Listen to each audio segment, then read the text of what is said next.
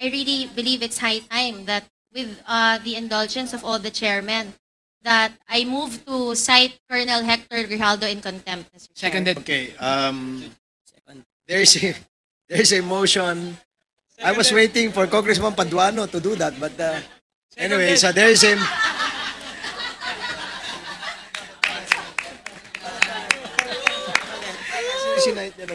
so there is a motion to cite Colonel Hector Grijaldo in contempt for failing to attend the committee hearing of the Quadcom for the fourth time, if I'm not Yes, mistaken, Mr. no? Chair. Fourth time. And this is in violation of Section 11 of our Rules of Procedure governing inquiries in aid of legislation. And this was duly seconded, and no objections was heard. So the chair rules that the motion is approved. So since Colonel Grijaldo is not around, hindi ko malaman kung bakit ngayon ay lagi kang absent. Samantalang ikaw ay tinatawag ng kapulungang ito ng 4 na beses. Pero sa Senado, 1 beses ay ikaw ay nag-attend. So may we know the name of the decision of the Philippine National Police?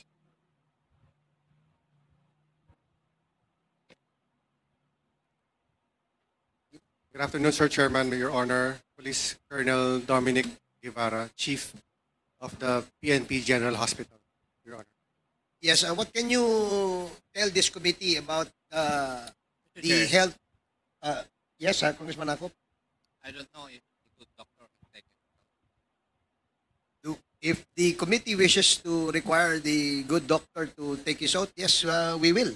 And the first-time attendees of this committee hearing, pwede po ba sabay-sabay na lang para to save on time? Comsec, you are directed to administer the oath of our resource persons that attended this committee hearing for the first time.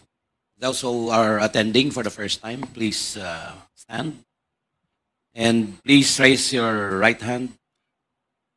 Do you swear to tell the truth, the whole truth, and nothing but the truth in this congressional inquiry, so God may help you?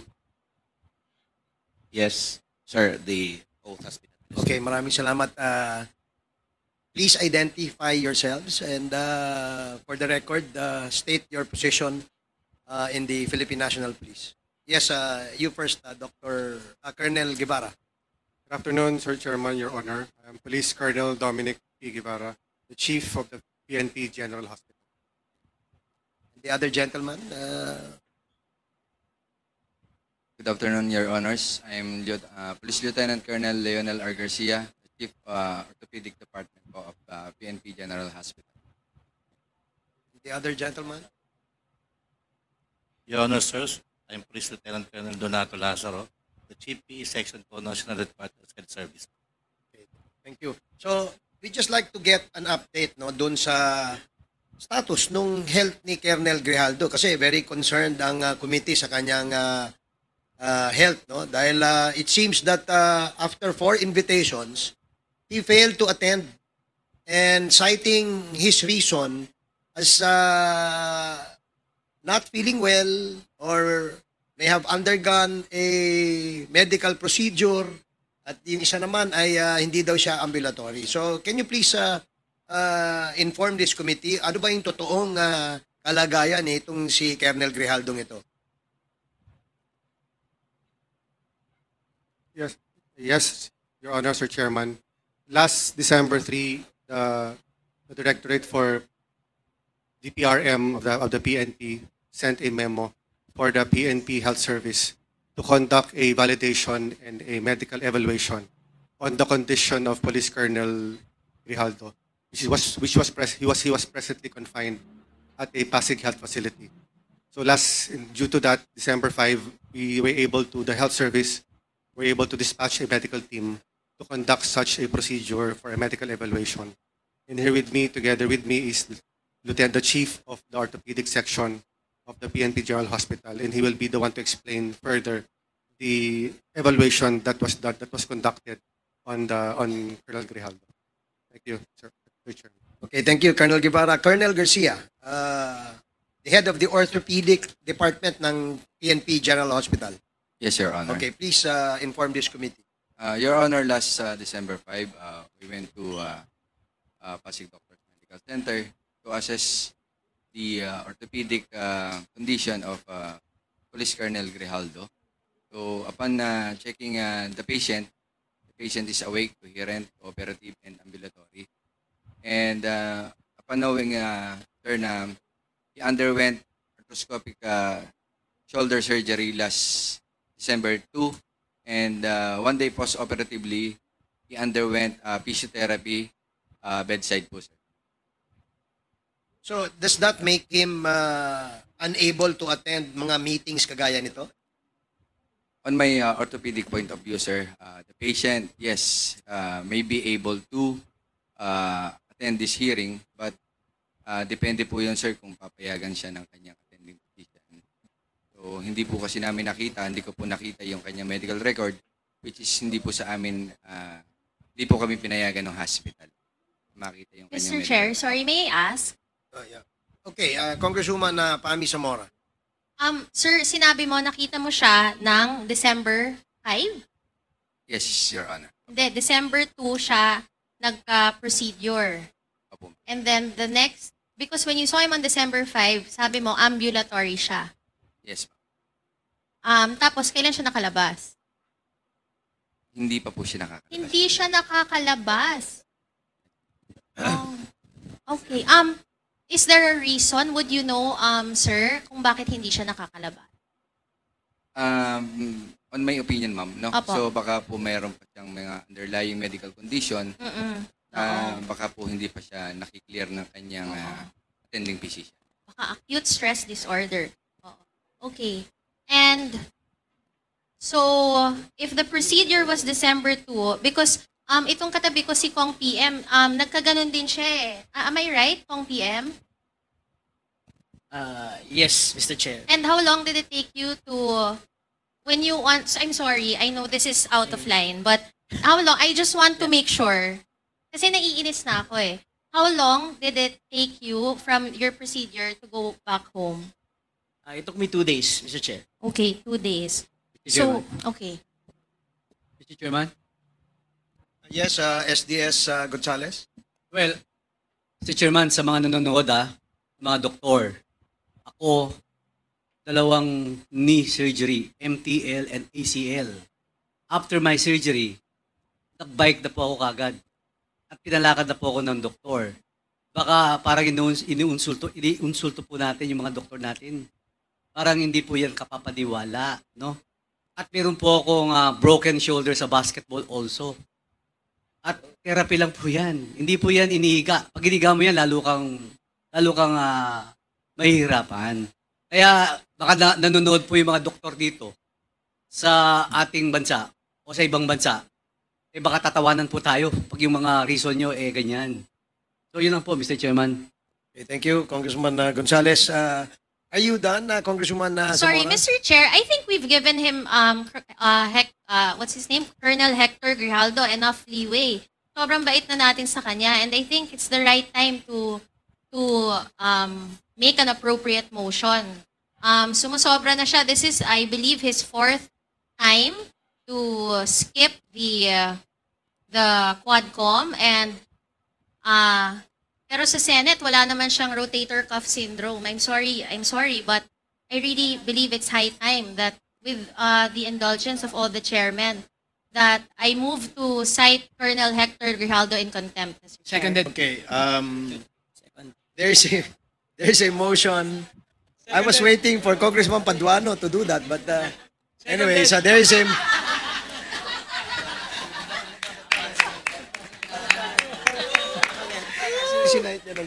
So there is a motion to cite Colonel Hector Grijaldo in contempt for failing to attend the committee hearing of the Quadcom for the 4th time, if I'm not Yes, mistaken. Mr. Chair. 4th time. And this is in violation of Section 11 of our Rules of Procedure governing inquiries in aid of legislation. And this was duly seconded, and no objections was heard. So The chair rules that the motion is approved. Comsec, please relay to the Philippine National Police and the appropriate department where Colonel Grijaldo is an active member that the House Committee or the Quadcom has cited him in contempt. Therefore, ang kasunod po nito ay isang order na manggagaling sa committee ito to arrest Colonel Hector Grijaldo for violating the rules of procedure governing inquiries in aid of legislation of the House of Representatives. Mr. Chair, And yes, may I also further move that the contempt order be effective until the Quadcom delivers its related report. so there is a motion as well to... Seconded. Now, before that, if with the indulgence of Congressman Adyong, the order to cite him in contempt is in order and has already been ruled by the chair. The next appropriate motion is to order the detention of Colonel Grijaldo. And may I know what is the pleasure of the body as far as ordering the detention of Colonel Grijaldo? Any motion? Mr. Chair, just to reiterate my earlier motion, that I move that the contempt order be effective until the Quadcom render its committee report. So he will be detained where? He will be detained until such time that the Quadcom is fully aware in the House of Representatives. Okay, so there is a motion to detain Colonel Hector Grijaldo in the detention facility of the House of Representatives until the Quadcom terminates its committee hearing. Is there any second? Duly seconded. Any objections? Hearing none, the motion is approved. Comsec, please coordinate with the Philippine National Police. Congressman Paduano, please proceed. Thank you, Mr. Chairman. Just to clarify now that the Colonel Grijaldo was cited in contempt in violation of our Internal Rule 1611, Paragraph A, refusal to attend hearings without legal excuse. Para maliwanag lang po. Now, before I proceed to the next item, last item, Mr. Chairman, may I ask the DPRM? Nandito ba yung taga-DPRM, please? DPRM, yeah.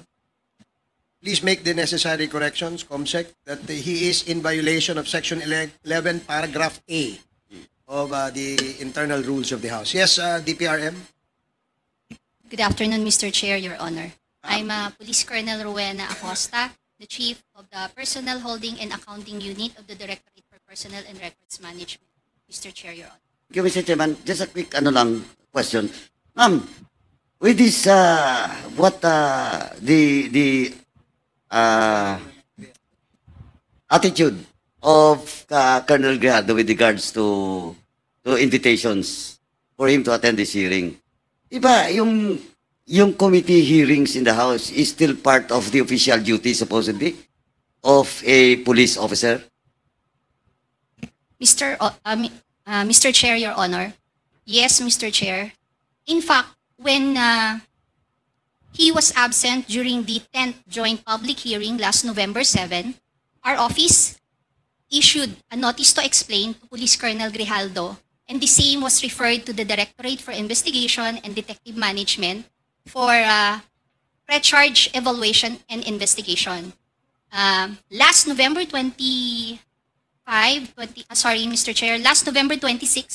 the Directorate for Investigation and Detective Management informed us that they are currently conducting a pre-charge investigation, an admin case of neglect of duty to Police Colonel Grijaldo regarding his absence last November 7 of the 10th joint public hearing, Mr. Chair.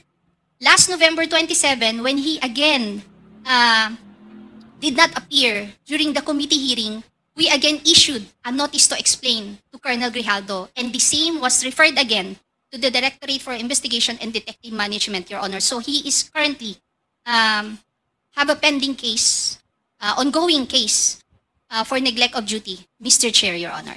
Can it fall with the grave neglect of duty? We will refer the matter to the Directorate for Investigation and Detective Management, Your Honor. Hey, Because they Mr. were Chair. only informed as, Your Honor, Mr. Chair, that neglect of duty was filed already regarding his absence last November 7, Mr. Chair, Your Honor. So, may case na, admin case na that was filed. Yes, Mr. Chair, Your And Honor. the standard operating procedure or the process, how many days for him to reply? Mr. Chair, he was given the notice to answer regarding the charges against him. May I refer the matter to our SLO, the legal officer, regarding the process, Mr. Chair? If it's okay, Mr. Chair. Please, Your please. Ano lang po, mabilis lang po kasi we have to proceed with the next item.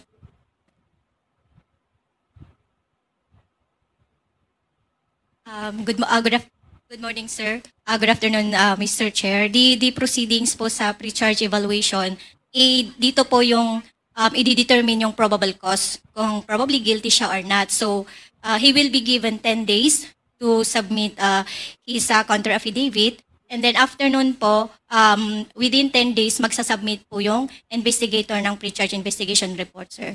Okay, within 10 days. And when will be that 10 days lapse? The 10 days will lapse po after na nabigyan po siya ng notice, sir. Kailan nga? When was that notice was received by Colonel Grijaldo? Para lang po masundan natin. And please, Mr. Chairman, we ask the IDM and the PRM to update us, no, with regards to the case. Ngayon po, ang tanong lang po, when was the time that Colonel Grijaldo received? We will check the records po ng DIDM, sir. Kasi po, the previous hearing was November 7, November 8. So, we do believe that during that time, after siguro, kasabihin mo na, after 2 days or 3 days. So now, it's December. Tama? Yes po, sir. November. Anyway, ano lang po. Yes, sir. We will check our records. Check nyo na lang po, then mamaya, update na lang po, no? Yes, sir. Yes po, Your Honor. Thank you, Mr. Mr. Chair. Chairman. Mr. Chair. Mr. Chair. Yes, Congressman Flores. Just to add with what Chairman Caras was saying, PNP, for a while na, for every time that he fails to appear here giving flimsy excuses like that, would it be one count? Yes po, Mr. So Chair. are you saying that you have filed or initiated 2 or more of the cases against him? Yes po, Mr. Chair. We want to be sure, kasi it's obvious that he's making these excuses to avoid appearing here in this committee. Yes po, Mr. Chair. Thank you. And in addition to that, the Commissioner of NAPOLCOM is present. Yes, he's also present. I think I already asked you about this, diba, CEO? No? Kasi we're really serious. This is an affront to the committee na ginagawa niya lang ng mga excuses to avoid being here. Yet sa ibang committees naman, sumisipot siya. Diba? Just to be fair with the guy. Mr. Chair. Yes, Congressman Acop, with the indulgence of Congressman Paduano. Yes. Attorney, what is the rank of Colonel Grijaldo? Colonel po, Mr. Chair. Full Colonel. Yes po, Mr. Chair. Therefore, he is a presidential appointee. Yes po, Mr. Chair. According to the rules, can he be investigated without the approval of the President? Yes po, Mr. Chair. After po ng merong formal charge, so if there is already determination na may probable cause po, Mr. Chair, we will seek already presidential clearance before mag-proceed po tayo ng summary hearing procedure, Mr. Chair. So you are telling this committee that the time that you will seek presidential clearance for you to investigate a presidential appointee would be after the finding of a probable cause? Yes, Mr. Chair, yung pag-seek po ng presidential clearance to proceed to summary hearing na po, sir, proper.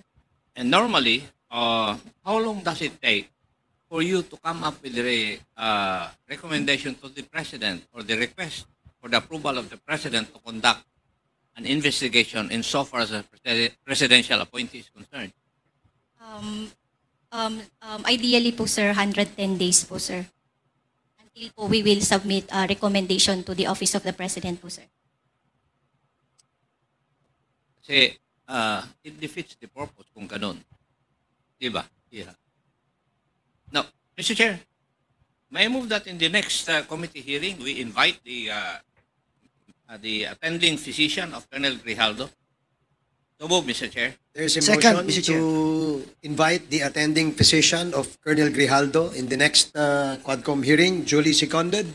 Are there any objections? Hearing none, the motion is approved. Comsec, please send the invitation to the attending physician of Colonel Grijaldo. Yes, and Umani naman ito ng iba't ibang reaksyon mula sa ating mga netizens. Ayon kay Rose Cocoa, anong katawa-tawa sa ginawang pagcontempt? Akala ko babawal ang palakpakan dyan sa Quadcom. Pahayag naman ni Joseph Lawrence, stand up sir and face the congressman and answer the question raised against you sir. At ito naman ang saloobin mula sa ating kababayan na si Angela Bianca, ginagawa nilang katatawanan ang hearing, best in sight in contempt talaga ang tuwadcom. Mga kababayan, feel free to comment below para maglabas ng saloobin sa balitang ito.